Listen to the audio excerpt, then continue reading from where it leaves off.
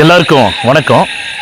இந்த பதிவில் எதை பற்றி பார்க்க போகிறோம்னா, படித்து பேர் வாங்கி புகழ் வரக்கூடிய புலவர்கள் இருக்கிற மத்தியில் குற்றம் கண்டுபிடித்தே பேர் வாங்கக்கூடிய புலவர்கள் இன்னும் இருந்துட்டு தான் இருக்காங்க. என்னடா இவன் அரசியலை பற்றி பேசிகிட்டு இருந்தான், திடீர்னு புலவர்களை பற்றி பேசுகிறானே அப்படின்னு நீங்கள் நினைக்கலாம் இல்லைங்களா? அதாவதுங்க, இந்த வசனம் எந்த படத்தில் வருதுங்கிறது தமிழக மக்கள் எல்லாத்துக்கும் தெரியும். திருவிளையாடல் படத்தில் வரக்கூடிய ஒரு வசனம் தாங்க.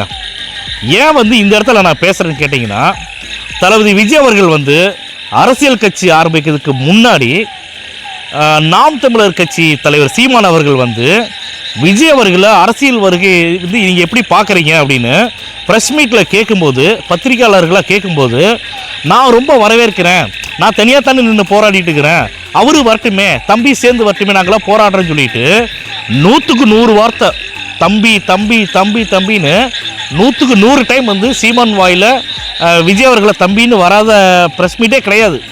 அந்தளவு தம்பி மேலே உயிராக இருந்த ஒரு அண்ணன் தளபதி விஜய் அவர்கள் அரசியல் கட்சி ஆரம்பித்ததுக்கு அப்புறமா அவருடைய கொள்கை தலைவர்கள் யார், கொள்கைகள் என்னன்னு சொன்னதுக்கு அப்புறமா இவருக்கு பயங்கர வைத்தறிச்சலாயிருச்சு.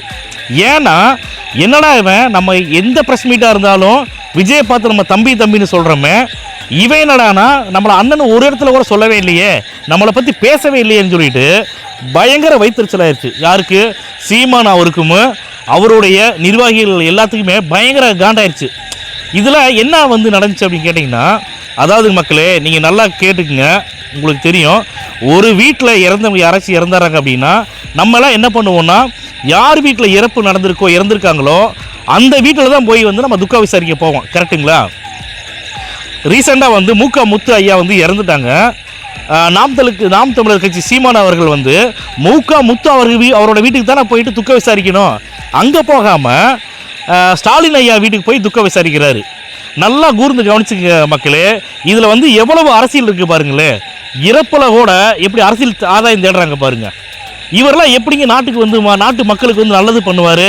நான் தமிழ் தேசிய பிள்ளைகள், நாங்கள்லாம் தமிழ் தேசிய பிள்ளைகள், நாங்கள் தமிழ் மக்களுக்காக போராடுறோம், உயிரை கொடுத்து போராடுறோம், கத்துறோம் அப்படின்னு சொல்லக்கூடிய நாம் தமிழர் கட்சி தலைவர் சீமான் அவர்களே ஏன் இறப்பில் கூட நீங்கள் போய் ஆதாயம் தேடுறீங்க சொல்லுங்கள்? அதாவது சீமான் அவரை ரெண்டாக பிரிச்சுக்கலாம். ஸ்டாலின் ஐயாவை சந்திப்பதற்கு முன், ஸ்டாலின் ஐயாவை சந்திப்பதற்கு பின் அப்படின்னு சொல்லி ரெண்டாக பிரிச்சுக்கலாம். ஸ்டாலின் ஐயாவை சந்திச்சதுக்கு அப்புறமா விஜய் அவர்கள் மீது கடுமையான விமர்சனம் பண்ணாத பிரஸ் மீட்டே கிடையாது. தளபதி விஜய் அவர்களை எந்த அரசியல் கட்சி தலைவர்கள் விமர்சனம் பண்ணனாலும் கூட தமிழக மக்களோட மனசுல அவர் எப்பவோ சிம்மாசனம் போட்டு உட்காந்துட்டு